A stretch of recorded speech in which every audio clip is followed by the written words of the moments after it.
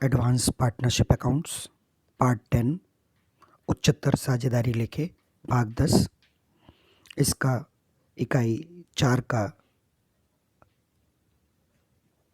अध्ययन अनवरत जारी है, जो जयनारायण व्यास विश्वविद्यालय के बीकॉम प्रथम वर्ष के पाठ्यक्रम ग्रुप 1 पेपर 1 वित्तीय लेखांकन फाइनेंशियल अकाउंटिंग में सम्मिलित किया गया है।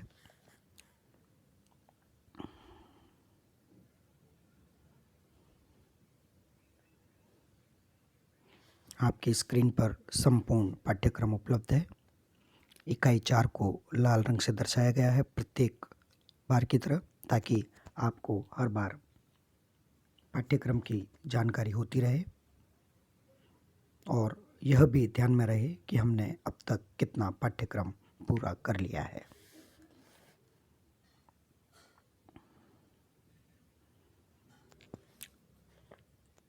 साझेदारी फर्मों के समापन का अध्ययन जारी है। किसी भी साझेदारी फर्म के समापन पर आने वाली विभिन्न लेखांकन समस्याओं पर हम डिस्कशन कर रहे हैं। पूर्व के व्याख्यानों में हमने किस तरह से एक फर्म के समापन पर खातों को बंद किया जाता है और वसूली खाता यानी रियलाइजेशन अकाउंट बनाया जाता है, उस पर विस्तार से चर्चा की थी।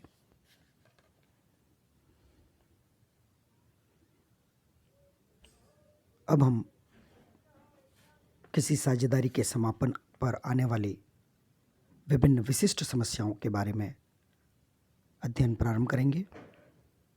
उनमें से एक है accounting problems on insolvency of partner.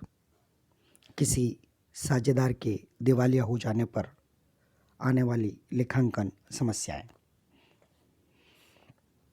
किसी फर्म के समापन पर साझेदारों के पूंजी खातों में समापन से संबंधित समस्त लेखा प्रविष्टियां करने के पश्चात यदि किसी साझेदार का पूंजी खाता डेबिट शेष बताता है, तो उसे अपने पूंजी खाते की इस कमी को नगद राशि लाकर पूरी करनी होती है।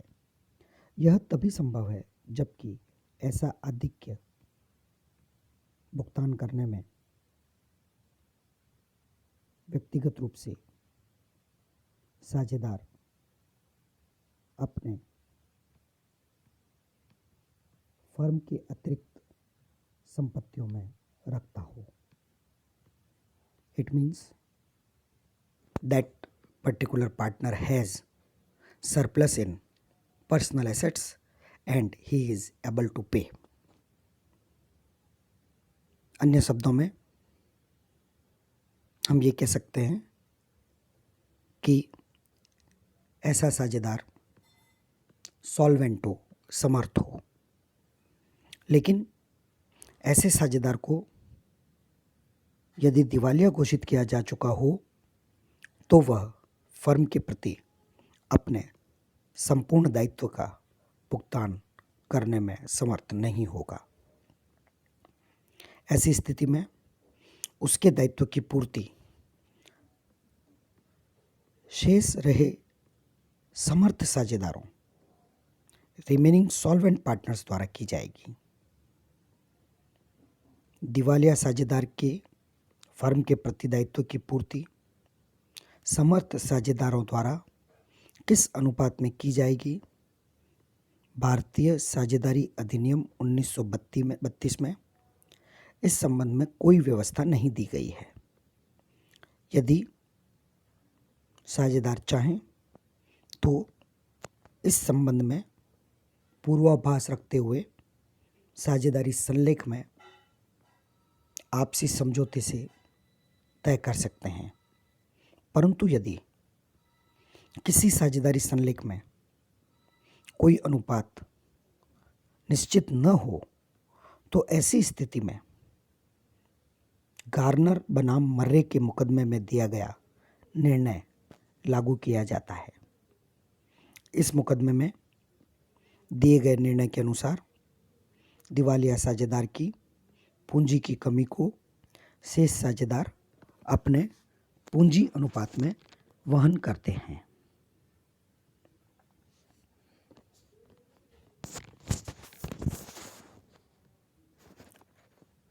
गार्नर वर्सेस मरे केस,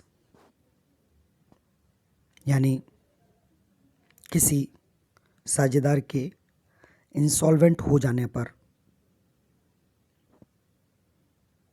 यदि उसके द्वारा अपनी कमी की पूर्ति नहीं की जाती है तो उस कमी को शेष साझेदार जिस अनुपात में वहन करते हैं उसको न्यायालय के इस मुकदमे को आधार बनाते हुए वितरित किया जाता है। इसका हम विस्तृत अध्ययन करने जा रहे हैं।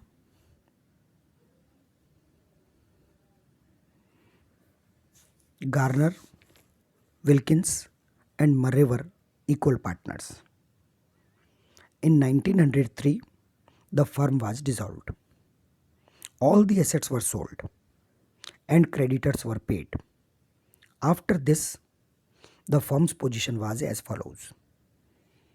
गार्नर, विल्किंस और मर्रे साझेदार थे जिनका लाभ विभाजन अनुपात बराबर बराबर था।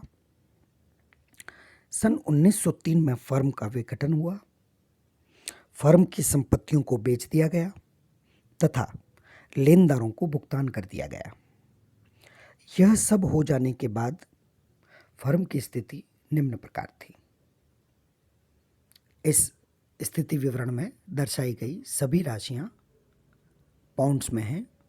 All amounts are in pounds. Liability side, दायित्व पक्ष, गार्नर्स कैपिटल, गार्नर की पूंजी 2500 पाउंड। मर्रेज कैपिटल, मर्रे की पूंजी 314 पाउंड। एसेट साइड, संपत्ति पक्ष, कैश 1916 पाउंड 1916 पाउंड्स।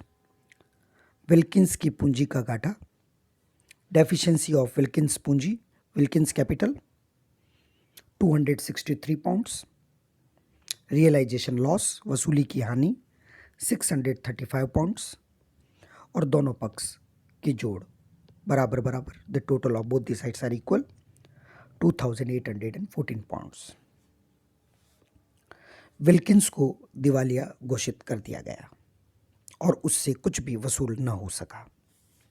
फर्म के प्रति विल्किंस का कुल दायित्व 263 पाउंड्स प्लस रियलाइजेशन लॉस जो बैलेंस शीट में 635 पाउंड पर दिखाया गया है उसका 1/3 यानी टोटल 475 पाउंड था।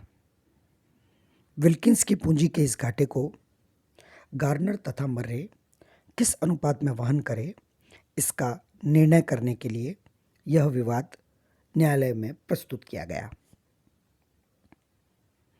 इस विवाद के तथ्यों एवं ब्रिटिश साझेदारी अधिनियम 1890 के प्रावधानों को ध्यान में रखते हुए फैसला दिया गया कि दिवालिया साझेदार की पूंजी की कमी को शेष साझेदार अपने उस पूंजी के अनुपात में बांटेंगे जो फर्म के विघटन से पूर्व बने अंतिम आर्थिक चिट्ठे में दी गई हो। सॉल्वेंट पार्टनर्स यानी सक्षम साझेदार अपनी वसूली की हानि के बराबर राशि फर्म में नगद लाएं।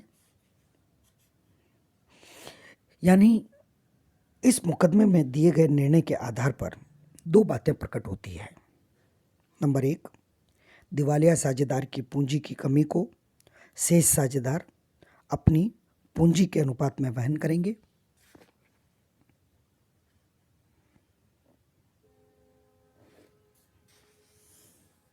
नंबर 2, पूंजी का अनुपात फर्म के विघटन से ठीक पूर्व बने नियमित चिट्ठे में दी गई पूंजी के आधार पर निकाला जाएगा। इस निर्णय के अनुसार पूंजी का अनुपात का अर्थ हम दो परिस्थितियों में समझ सकते हैं। Number 1, when capital accounts are fixed, जब पूंजी खाते स्थायी हों। यदि पूंजी खाते स्थायी हैं तो विघटन के तुरंत पूर्व बनाए गए चिट्ठे में पूंजी खातों के शेष के आधार पर पूंजी का अनुपात ज्ञात किया जाएगा तथा दिवालिया साझेदार के हिस्से की कमी सक्षम साझेदारों द्वारा उनके उस वक्त पूंजी अनुपात में विभाजित की जाएगी। Number 2, when capital accounts are fluctuating, जब पूंजी खाते परिवर्तनशील हो। यदि पूंजी खाते परिवर्तनशील हैं तो संचय, अवितरित लाभ, पूंजी पर ब्याज, वेतन, कमीशन, आहरण एवं आहरण पर ब्याज का समायोजन करने के पश्चात पूंजी खातों के शेष के आधार पर पूंजी का अनुपात ज्ञात किया जाएगा और दिवालिया साझेदार के हिस्से की कमी सक्षम साझेदारों द्वारा उनके उक्त पूंजी अनुपात में विभाजित की जाएगी। पूंजी का अनुपात ज्ञात करने के लिए वसूली पर लाभ या हानि का समायोजन नहीं किया जाना है, केवल चिट्ठे में यानी अंतिम चिट्ठे में उपलब्ध संचित अवितरित लाभों एवं हानियों का वितरण करके पूंजी ज्ञात कर ली जाती है।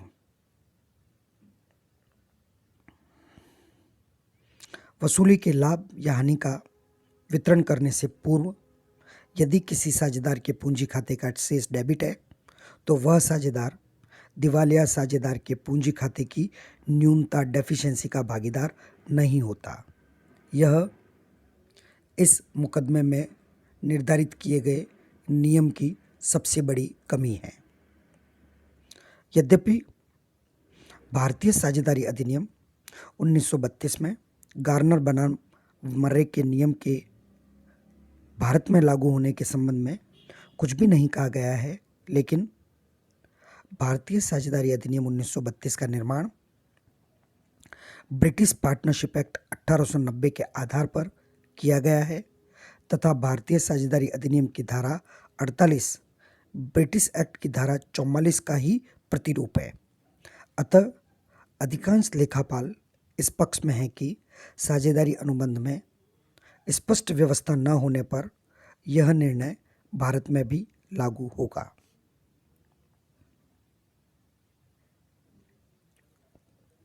विद्यार्थियों, यदि प्रश्न में गार्नर बनाम मर्रे नियम लागू होने की बात स्पष्ट रूप से लिखी हो तब आपको संपूर्ण प्रक्रिया फॉलो करनी होगी जब आप प्रश्नों को हल करेंगे। संपूर्ण प्रक्रिया का अर्थ है रियलाइजेशन लॉस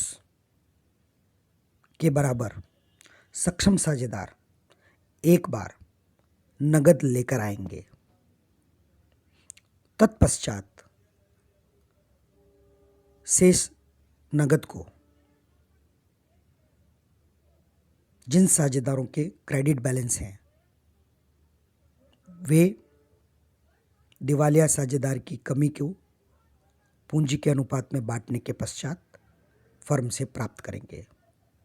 हालांकि यह एक अनावश्यक प्रक्रिया है, एक बार नगद मंगाना और फिर उस नगद का शेष रही पूंजी के साथ पुनः भुगतान करना, परंतु प्रश्न में गार्नर बनाम मर्रे के नियम को लागू करने की स्पष्ट व्याख्या दिए जाने पर ऐसा करना जरूरी होगा।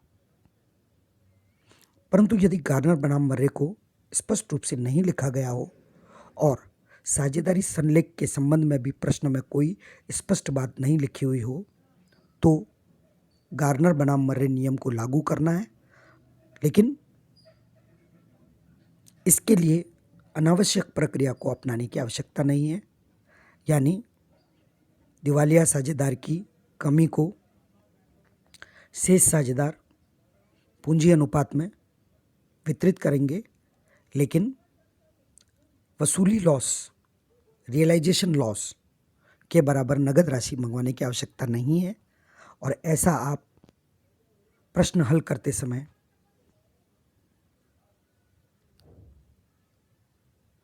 अपनी मान्यता एजम्पशन देते हुए लिख कर सकते हैं।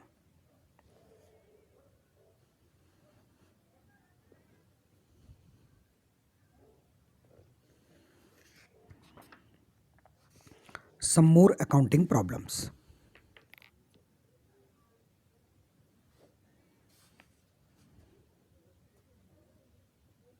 किसी साझेदारी के समापन पर कुछ और लेखांकन परिस्थितियां हो सकती है। आइए अब हम उनके बारे में बात करें। Number 1, rule for treatment of premium in case of dissolution of firm before completion of fixed term. पूर्व निर्धारित अवधि से पहले फर्म के विघटन पर प्रीमियम के हिसाब के संबंध में नियम।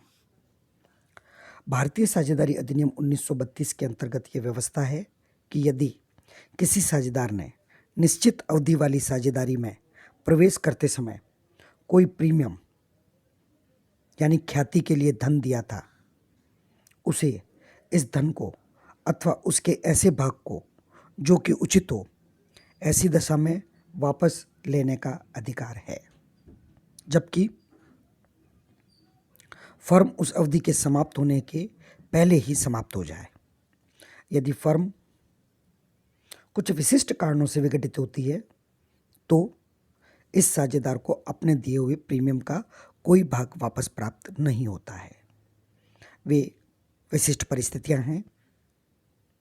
नंबर 1, बिना किसी पक्ष की त्रुटि के, यानी किसी भी साझेदार की कोई गलती ना हो। नंबर 2, यदि किसी साझेदार की मृत्यु हो जाए। नंबर 3, प्रीमियम प्राप्त करने का दावा करने वाले और अन्य साझेदार दोनों ही पक्षों की त्रुटि से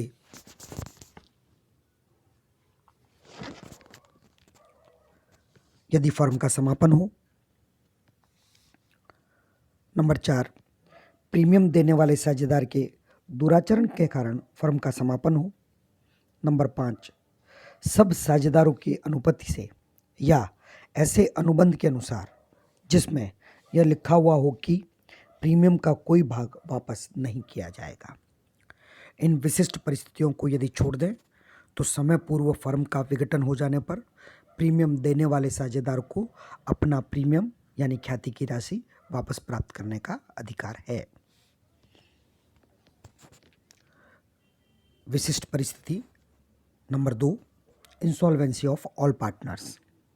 समस्त साझेदारों के दिवालिया हो जाने पर जब फर्म की संपत्तियां एवं दायित्वों को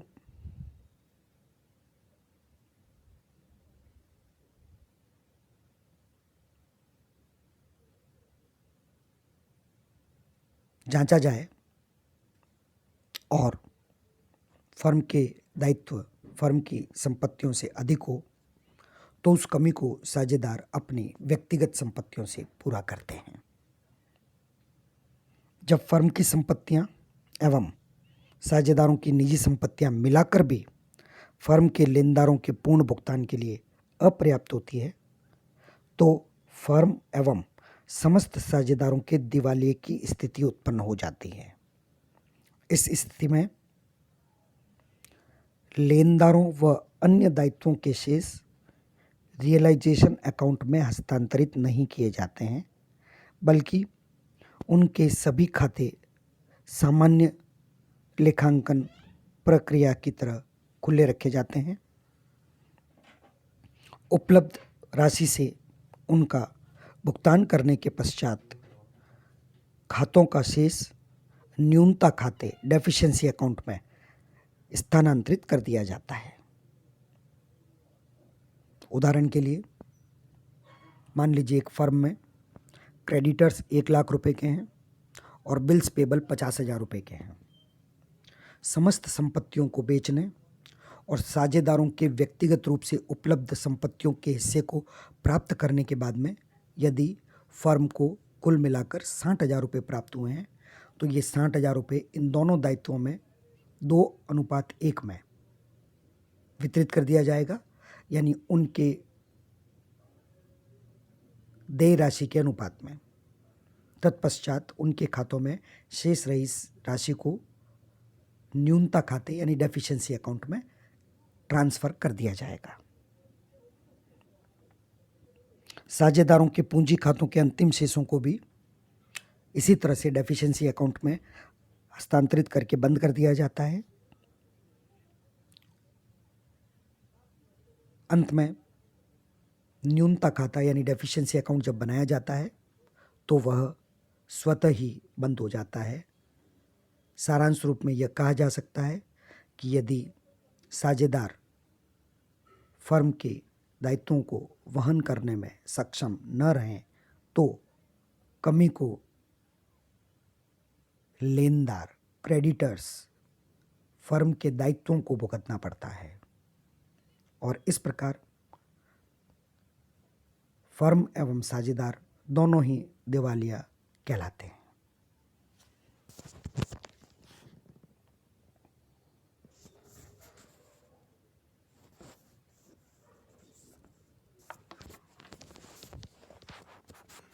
आज के इस व्याख्यान की अंतिम बात, position of minor partner in case of insolvency of firm.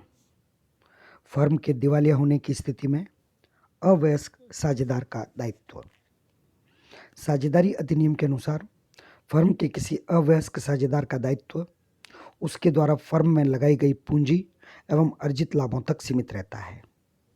Firm के दायित्वों के भुगतान हेतु उसके द्वारा फर्म में लगी हुई पूंजी का ही प्रयोग किया जा सकता है। इस हेतु उसकी व्यक्तिगत संपत्ति का प्रयोग नहीं किया जा सकता।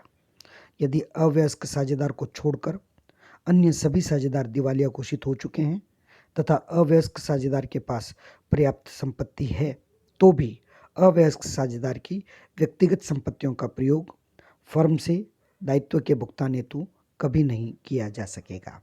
यानी वह कमी भी दायित्वों को ही वहन करनी होगी। अवयस्क साझेदार को अपने व्यक्तिगत संपत्ति में से कोई भी हिस्सा देने की आवश्यकता नहीं होगी। धन्यवाद।